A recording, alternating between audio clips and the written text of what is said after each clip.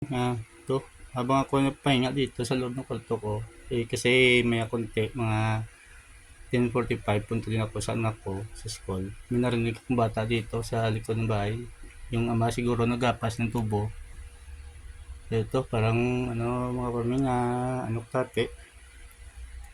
Wala, iyak na ako. Dati ang maliit pa. Ganito din ang ano namin. Yeah.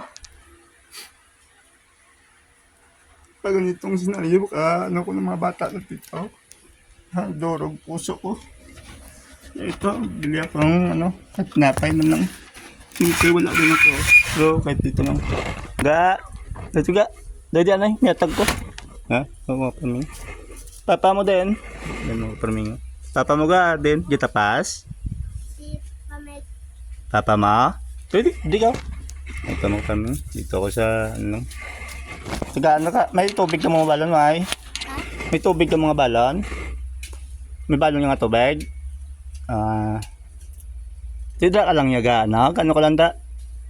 Patut sa mama ha? Dobra. Agabra mama mo? Papa mo ya? Am nang kasingget?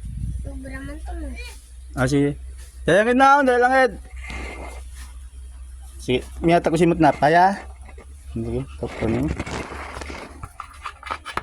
Sincere ko, salmi, nakapaiyak ko. Ano mo lang da? May tubig ka da?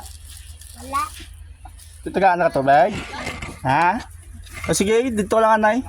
Nawalan da. Itagaan na ka tubig. Ayan mga paming. Siguro yung ama yan nandun. Nandun, nagkapas ng tubo. Simple yung ina niya nandun daw.